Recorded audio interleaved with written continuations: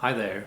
Have you ever been in the situation of playing a chord and you wish that you were able to use that same chord but as an arpeggio? You know, like with sweep picking and all that.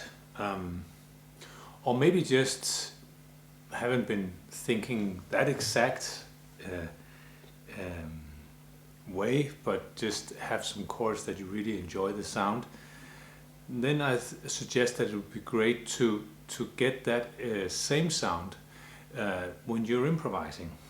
Obviously, you can always do a bit of an analysis if you don't already know what the chord is that you're playing, and then you put emphasis on the notes that you like from the chord while you improvise. But it would be cool to have kind of a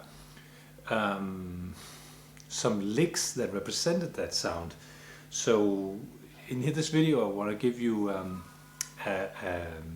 way where I show you how to hear a chord and then make a pattern that you can use with your sweep picking technique. So as an example, it could be that a popular guitar chord to put people on the edge of their seats. It's a minor, but we also have the second note. You could call it a minor add 9. There is no seventh, but we play the second note 1 octave higher than it would be, for example, here. In this case we're playing E minor. So it's this note that we're playing, but we're playing it 1 octave higher than here. So let's call it an add 9. So that sound would be great to have as an arpeggio. So first of all, it's a minor, and you already know, I don't know, but you may already know this traditional triad arpeggio. And of course, we have to make sure that we can make a pattern that is realistic to play with sweep picking. So for me personally, I developed a lot of arpeggios where I use additional hammer-ons here and there to add extra notes to the arpeggio, so that I was still able to use the sweep picking technique. This takes a little bit of time to develop, but once you got it down, it's a great technique. I have a lot of products with some of these arpeggios on my website, so that you can of course see here also under one of the links. So we got our chord, the E minor, added 9th, and so here we got that second note here in the E minor scale, but we also need the minor, and we get the minor here, but we also want to get it 1 octave higher to keep the minor sound. So what I could do was to play like in a traditional triad, the 1 minor flat 3, and then go up here to the 5th and roll up to the to the octave of the root note.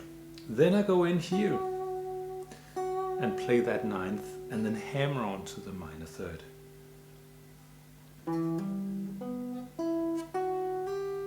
And I continue into the high E string, where I play the B, which is the 5th, and then the root note again. So what I need to do to be able to play this is to get used to having an extra note on the B string, and you already got some of that if you are used to this one, because when we get to the high E string and we get to the A string, if we continue arpeggio, you'll notice that you have 3 notes actually, B, E, B, but we only have 2 picking strokes. So what needs to happen in those situations is that you kind of have to put down the tempo a little bit with the pick. It sounds very annoying and advanced, but it's just a matter of keep doing it and going for the sound of getting an equal amount of time on each note.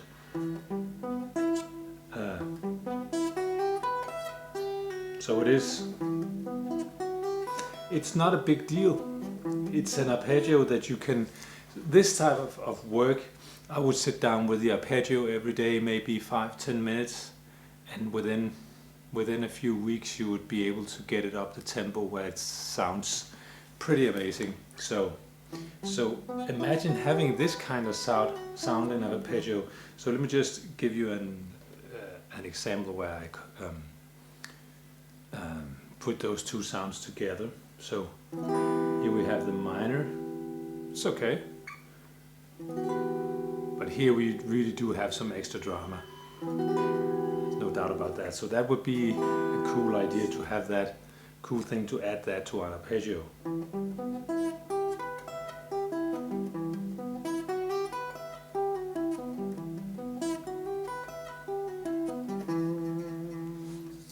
Of course, if you need the tablature, you can download that under the video here. And but I would also like to encourage you to download my free technique program here, also under one of the links, and check out my music on Bandcamp. You can hear my music there. But other than that, I'll see you next week in a new video in this topic of arpeggios, Arpeggio Masterclass.